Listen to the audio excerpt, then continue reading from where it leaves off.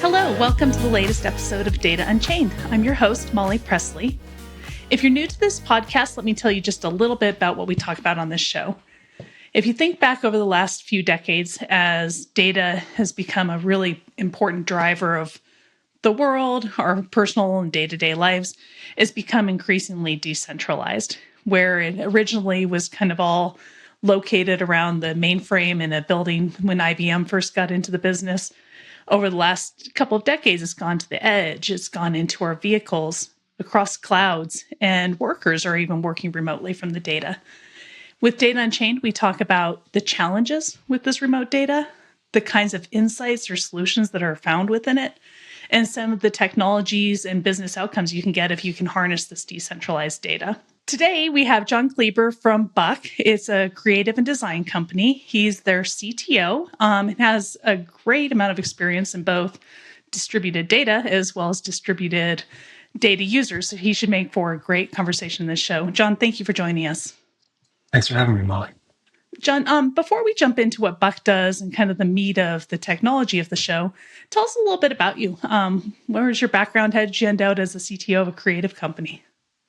Sure. So my background started in broadcast engineering. I got into that sort of like in a classic New York story. I went there to play rock and roll, and I couldn't pay the bills.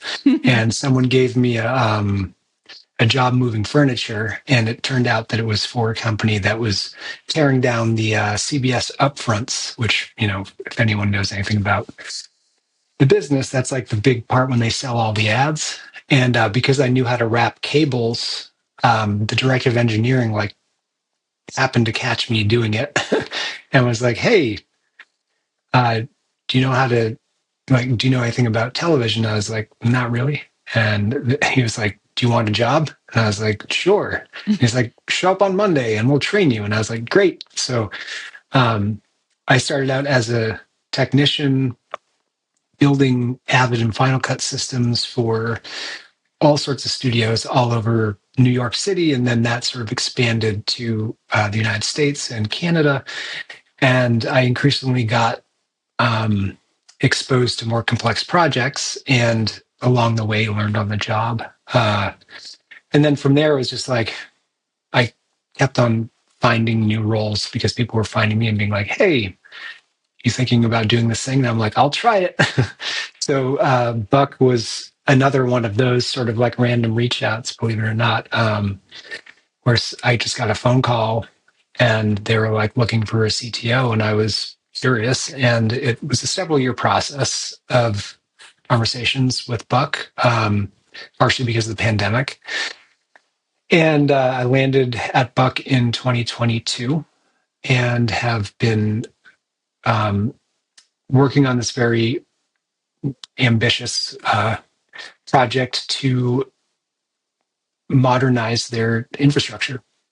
I'm going to qualify this by saying that the company I worked previously with and for was a little better positioned to handle COVID than other companies might have been at the time, partially because we were globally distributed, a multinational company. We had an office in China, and we sort of saw things occurring there months before everywhere else. And we were able to pivot our infrastructure in response, pretty quickly. That being said, the system, as it were,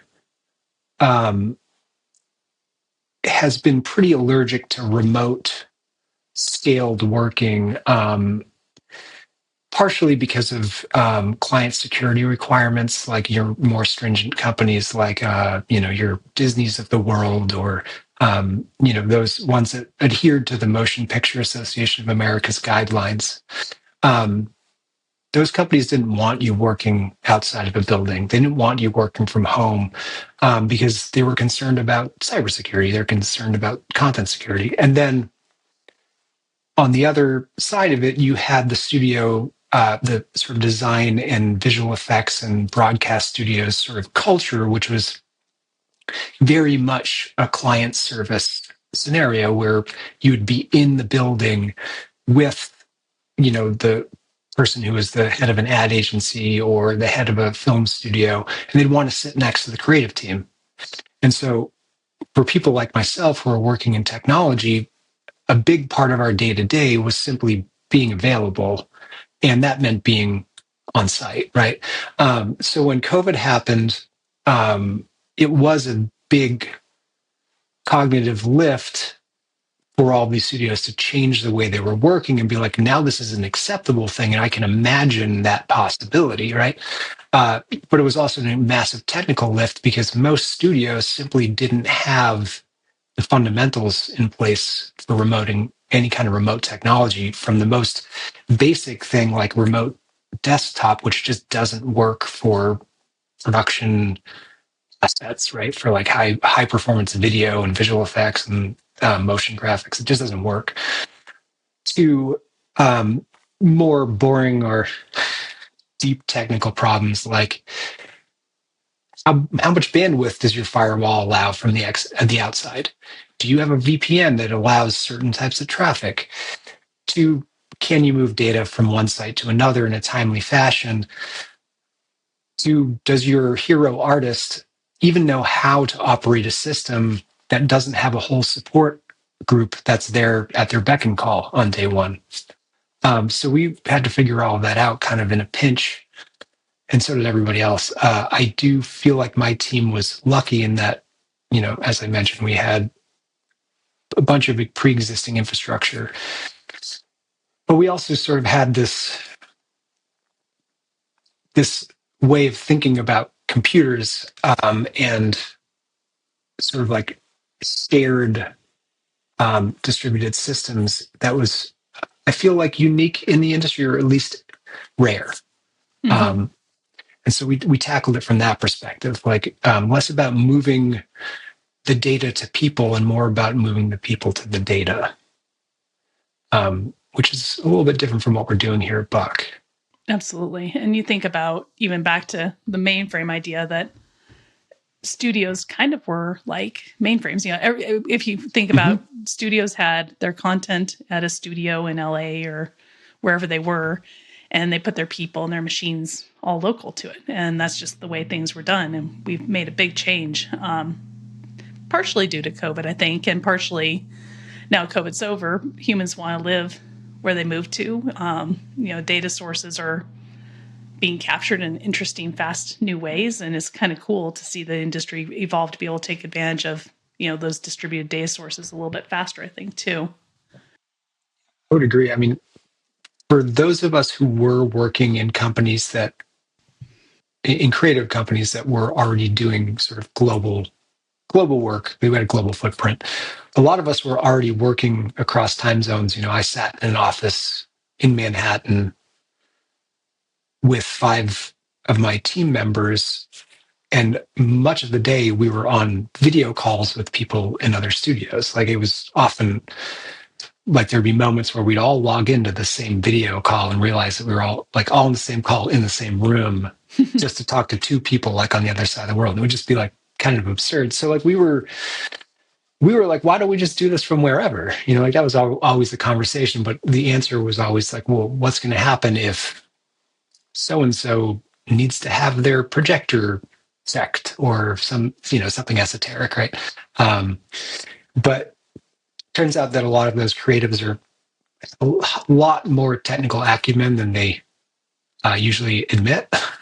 And when they're sort of forced to deal with it, what a lot of them did was they just built their own rigs at home. Mm-hmm. And they at Buck, a lot of the artists built rigs that outclass what the usual sort of like artist kit that we would build them. We're still dealing with some of that hangover today.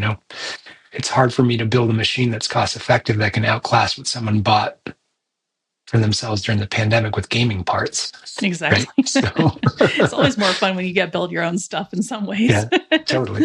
So tell us a little bit about Buck. What do you guys do for a business? Kind of who are your clients? What kind of content do you create? Buck is a fascinating, extremely talented company, it's very hard to sort of home in on what exactly we're doing at any given moment. We're a design studio, like at our most fundamental, right? That's our core competency. It's like design thinking from any direction, whether it's like building, experiential design kind of thing where an Instagram experience to a commercial to a design system for um, like a brand campaign to websites to a strategy brief. It's like anything that requires design thinking we're sort of involved in. What we're doing the most of in the last few years is sort of like commercial advertising work is like sort of the thing that you see more often than not if you see our work out in the public space. Big one that we've been doing the last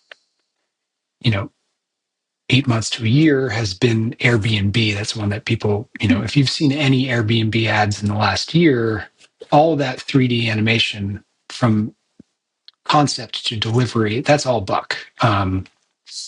Those are beautiful, stunning ads. We do, sometimes it's print campaigns, for Notion. We did a really great print and web campaign for them, redesign their whole design ecosystem. We're working on places like the Madison Square Garden Sphere. That's one that you can sometimes see some of our work there. 1 minute we might be doing a 14K render for an Apple keynote. Another minute we might be doing a bunch of heavy CG assets for a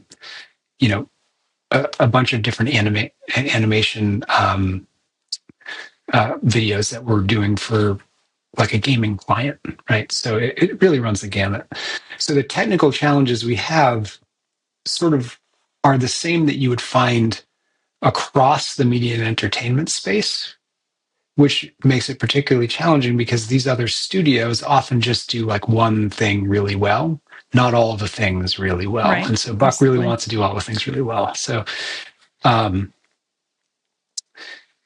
artists will pivot from doing like a 2D design to 3D renders like on the same workstation on the same day. We need to be able to service that. Oftentimes teams that are split around multiple sites.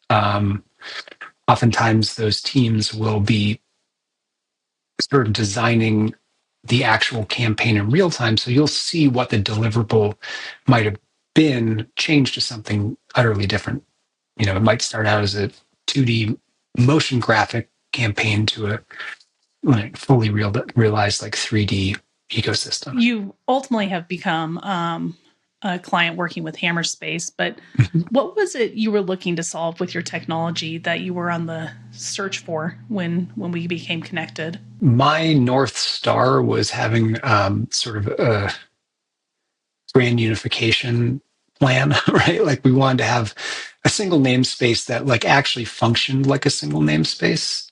That was like the priority. The secondary thing was we wanted to have the ability to be hybrid cloud, right? We wanted a company that had the knowledge of what it took to have on-prem kit and then be able to leverage cloud assets in a pinch. We didn't want to do the cloud native thing. And that makes sense. You wanted a single architecture, so to speak, that was mobile, that you could put in the cloud or run in the data center and not have to work with two different stacks, essentially, right? Yeah. And the thing that was confounding is that a lot of companies out there are solving like bits and pieces of all of the things that you need to do to be a big company that works with a lot of media. And there's ones that are purpose built for, high performance video. There's ones that are purpose built for high performance audio. And there's, some kind of like do a lot of that well, but none of it perfectly. And the sort of doing it all in a single namespace that's truly functioning that way, where the computers can look, so to speak, at, paths and understand that logic without having to, go through the deeper engineering of making that work, DFS and changing your DNS to do stuff. There's lots of technical things I can get into that are like kind of unnecessarily technical, but Hammerspace solved those things. And Hammerspace wasn't the first product we looked at. Hammerspace was in the running from early on, but it was very hard for me. And I don't know if other people experience this too, but it was very hard for me to like truly apprehend the skill set of the team that, like the vendors that we were working with, because to me it felt like we were trying to do something that, while not totally new in the world, like felt like kind of new for the space that we were working in, or at least for with the storage appliance teams that we were talking to. Well, we've seen that even working with some of the Autodesk teams and the Adobe teams, that the way our namespace and data orchestration, kind of fold into the creative stack makes it where remote work can be done in ways they didn't foresee it, or even conceive it when they built their tools like Flame and some of those that are, pretty latency sensitive. There was kind of just always a notion that you have to have your artist with its content and you can't collaborate at the same time. And so we've seen that, not just from Buck, but with the entire industry. The idea of a really functional read-write active namespace that multiple people can collaborate in from multiple locations unlocks new ideas even in the application space that big companies like Autodesk and Adobe didn't originally design for, and fortunately don't even have to redesign their apps to take advantage of. Yeah, we certainly saw Autodesk and Adobe having to come around to that thinking, like in real time.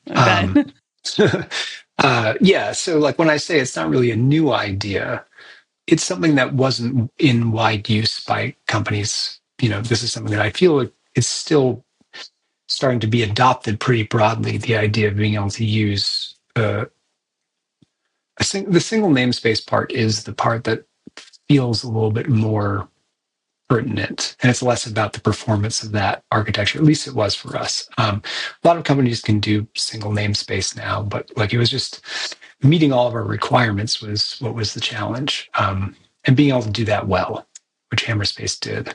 So how does your workflow work these days? You're using the Hammerspace, the single namespace, primarily for the design piece? Are you using it as you're moving jobs to render? Maybe just talk a little bit about how much of that workflow is in this single Hammerspace environment now, or how you maybe plan to deploy it in the future as you move further along. We're still in the early stages of adoption at Buck, meaning that all the sites have other storage appliances that they're migrating away from. They're migrating to Hammerspace. And so we're using Hammerspace. We initially did tests, and with the post-production team, the ones that were doing real-time video playback, because that is usually the heaviest lift in a company like ours.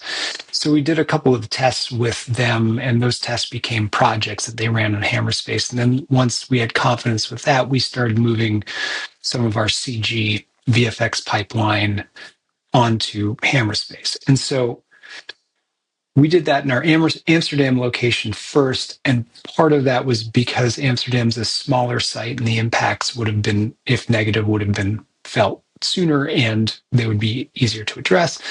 And also our Amsterdam team was in the midst of rolling out a new pipeline schema, or at least they were instrumental in helping modernize our pipeline schema to something that was able to use, was designed more around the idea of being able to, use environment variables in a more sophisticated way and things like that. So it was like a natural fit to be like, okay, you guys are ready to go. We want to roll out this new pipeline. We want to roll out this new hardware. We want to roll out this new software layer with Hammerspace. So let's try to do all of that. And so we got them bought in. They tried it out, and like in the midst of like trialing out that first job, a bunch of people needed to work on the job and we ran out of computers in Amsterdam. So we just had some people in New York rather than hiring like freelancers in EU. We just told some people in New York to point to the Hammerspace in New York and they started working, but we didn't really like advertise it very much. And like next thing you knew, we had a pretty large number of people who were using it in New York and LA without any disruption. And then once the other sites saw that, and they're like, we want to do that too.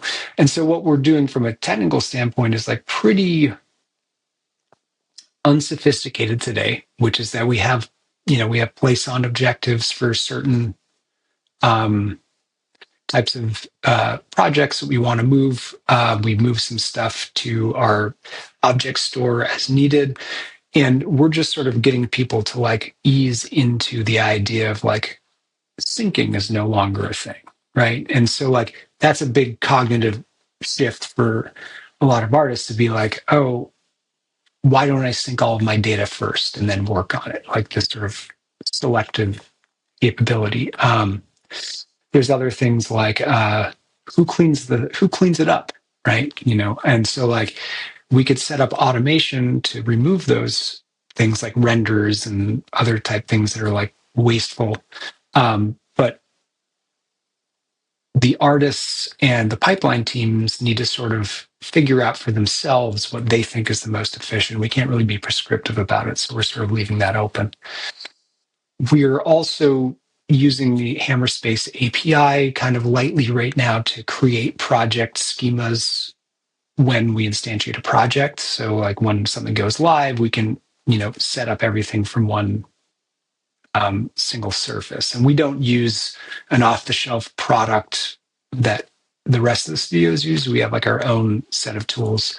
We're pulling job codes from different places and sort of like, firing off these API calls to the Hammerspace API, which works really great. And we're also using some of the more, we're using like ACLs to do some like more secure work that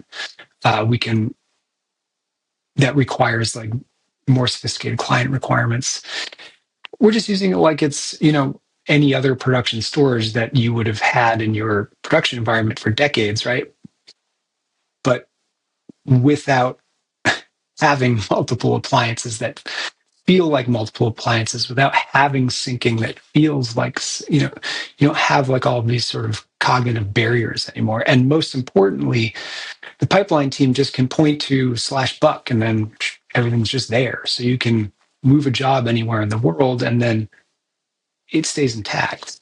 I kind of like your story about New York taking it on largely without a lot of prep. You didn't have to have a big readiness activity. And going back to your concept at the beginning of it just works with AD, things that can just kind of work with pipelines you have. That's probably a great proof point that you could have new artists jump on without you even necessarily really being a part of it and just keep running. So I love that story and in the overall objective of what you were trying to accomplish. Yeah, and it's fast. I mean, like my approach has mostly been like, don't do anything that makes people notice that you've changed anything, right? Like, so like with Buck, everybody's getting the work done. Like we're making money, why change, right? Like, so what my first thinking around modernizing the infrastructure was like, how can we replace this without making people go through this onerous process of like adopting and training and and like what along the way what wins can we get along the way that'll simplify things? And the first most obvious thing in my mind was like have a place where the single namespace just solves a lot of those problems right up front, because as people adopt it, they're just sort of like, oh, well, that thing I used to do doesn't have to happen anymore. It makes it easier. We didn't like seek to have like, 10x performance boost. Like this, those sort of things like don't interest me as a technologist on day one. Like, what can we get out of it from a performance perspective? What can we get out of it from a skill perspective? Those are like sort of like after we scope out the real problem set, which is like, we need scale, we need durability, we need, engineering coherence. We need like these other things that are like sort of an abstraction, but also things you can kind of point to right off the bat. It's like, oh, that appliance is 10 years old, literally. And it's running a version of like a free BSD or whatever, like something Hmm. like, it's just like, okay, do we want to support that? Like, All these and different bespoke aged yeah, things, it's just right? like, why do that? So like that, and then I've been doing this for long enough to have like tried all the appliances. I've talked to all the sales teams. I've had all the demos. So like, it's like what I really wanted was to talk to people who like got it.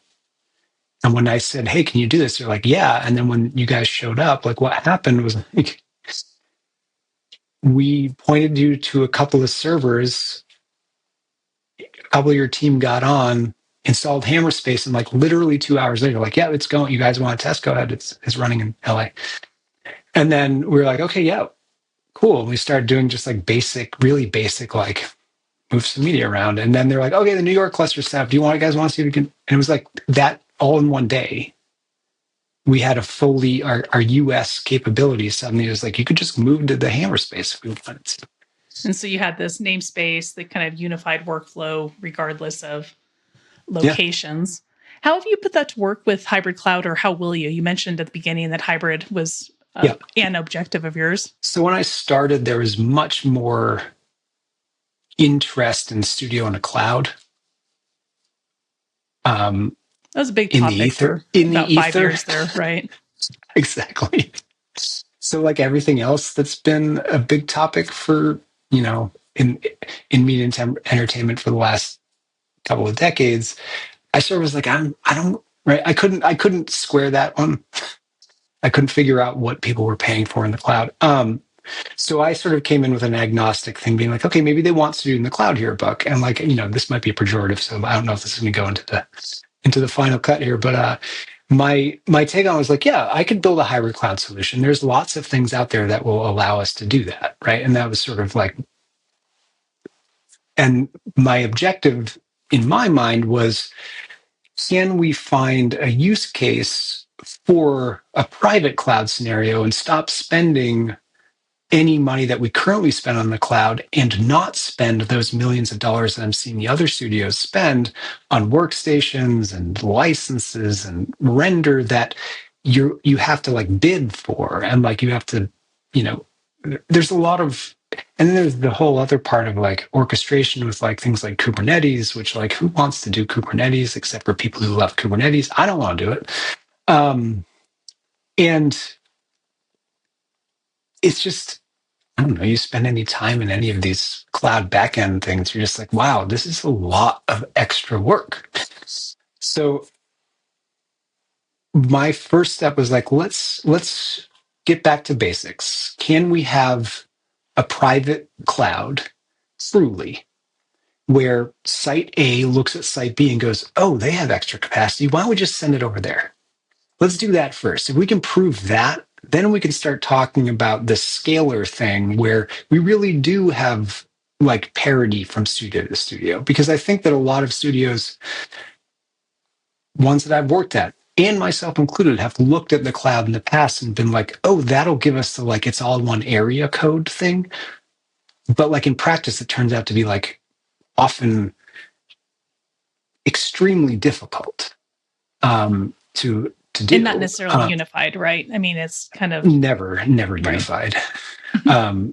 That's like the part that it just doesn't ever shake out. So my plan, though, to answer your question about how we would use hybrid, most importantly, is for disaster recovery first, or if we need to actually service like some small team that either has to work totally remote or is like not in a particular geolocation that makes any sense, right? So we've already proven out with the LA fires that we can stand up a parallel studio in the cloud on Hammerspace and have everything functioning and syncing with our other sites, waiting for something to fall over in core site. Because I don't know, for those people who are in LA, it was a horrible, horrible experience, like in every way. Yes. And one thing that happened very early on that I don't think a lot of people, at least from the technical side,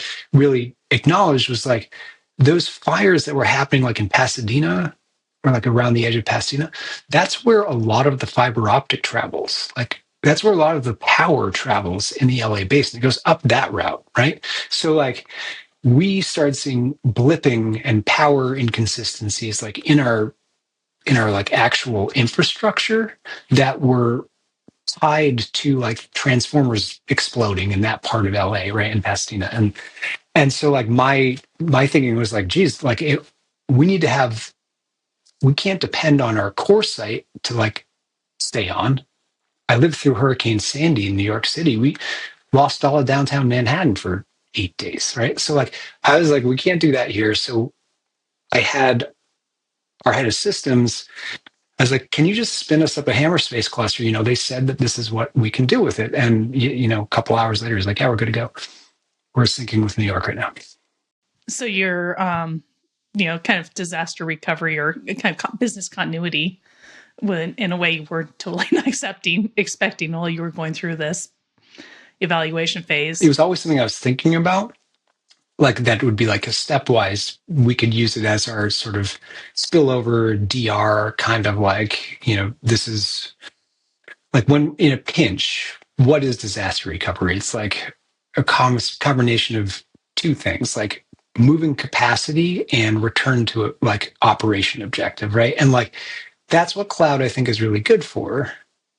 And so Hammerspace by design, you don't like rip the guts out by moving it to the cloud. It's just like all your ecosystem just thinks you're pointing somewhere to the same place, even though you might be changing a route here or there.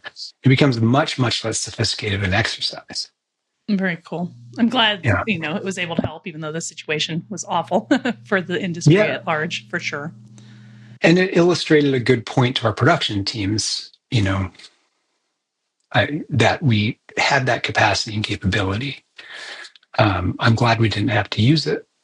But at the same time, it's like, now that we've shown that, we can say, you know, if our Vancouver office wants to mature and the way they want to mature is in an asynchronous way, or, you know, they might want to bring some people up to the next level of capability, we can onboard them to Hammerspace from Vancouver without having to put infrastructure in Vancouver anymore, like actual physical infrastructure. So for our smaller sites, it makes it a lot more extensible. Yeah. So what does 2025 look like? Not just related to Hammerspace, but for Buck overall. Do you have any big initiatives or? We're finishing this 3-year plan that I set out 3 years ago to modernize the architecture. So 2025 is just finished. We're now completing this cycle by bringing in replacements for our VMware clusters and for our workstations. And then 2026 is when we're going to move to any like next new operation level.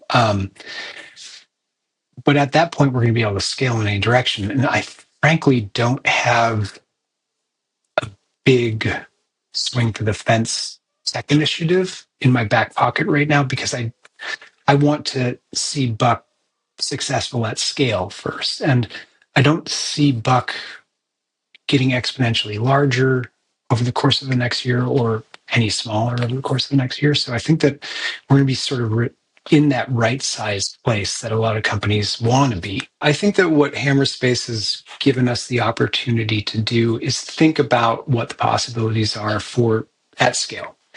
Can we move render here or there? Can we move artists here or there? Can we build an automation that works in this really small place or really small subset of things? And can we push that out everywhere? Do we have to refactor code around our storage appliances? We don't actually have to rewrite the playbook for any of these things that we've done before, because we can now grow any of these smaller initiatives without the heavy lift of like having to think about this IP schema or that VLAN or this DNS entry or that DNS entry or whatever, new host file or whatever. It also gives us the ability to assimilate other appliances that we have in our ecosystem and use them for sort of creating different types of tiers. So there's a lot more ability for us to say, take, the post-production team and the CG team and the motion graphics team and have them all working on the same plane and being able to move assets around without having to go through these circuitous routes with, put it, what they usually do. They put it on Google Drive and then pull it back down again, which is like crazy. But, we're looking at really just adding real horsepower to our thinking instead of it just being like, oh, this would be nice to have, but there's a barrier, or we hadn't thought about that problem before. Like, Hammerspace has made it easy to just sort of like keep pushing our more complex issues into this like nice unification abstraction layer where if the appliance is giving us guff because it's like, really only good for NFS mounts, we'll just push it into Hammerspace. You know what I mean? And then we'll drain it down and get rid of it if we don't want it. Or, we're trying to figure out some permission schema in this region and it's going to be too complex for that region. So what we can just ring fence it by like, creating that as a single export out of Hammerspace, but everything else will stay intact on top of it. It's like we can sort of create these layers of abstraction and complexity by imagining what's possible. That sounds fun. Being at that point of, refining the workload instead of the big lift of migrations and things like that. So that sounds like the fun part of the business. I think so. And I think that the people that work on my team are really getting excited about those possibilities. I'm hoping that we can transmit that more broadly to the rest of the company so they really are able to start to think of Buck as a truly global technology company. And that's going to be a lot of what I need to do in the next few months. It's like tell that story. Well, it'll be fun maybe in 6 or 12 months to have you back and see where you are in the next phases of your deployment. John, if there's folks who've been listening to this show who are interested in reaching out to you to learn more about your services or maybe some of the research you've done on technology, what's the best way to get in contact with you? Yeah, if anybody's interested in seeing the amazing work that Buck does, some of the most beautiful work that you might see today, you can go to buck.co. You can reach out there to connect with us, or you can reach me on LinkedIn. I'm happy to talk to anybody. John, thank you so much for joining. You've also been generous with your time sharing kind of the way you've thought about these problems with some other industries who are also looking to solve similar problems in like life sciences and other areas, because there are a lot of similar analogs on how organizations are becoming global and trying to deal with remote workforce and whatnot. So you've been generous with your time and the thinking you've put into this in a lot of different ways. And thank you so much for joining the show. Great. I'm really happy to have been here, and I'm happy that you thought of me.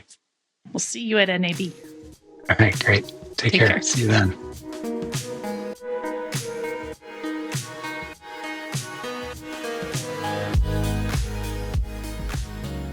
Thanks for listening to Data Unchained, powered by Hammerspace. To learn more, visit hammerspace.com. If you have a guest you would like to hear on the show, email me at molly@hammerspace.com.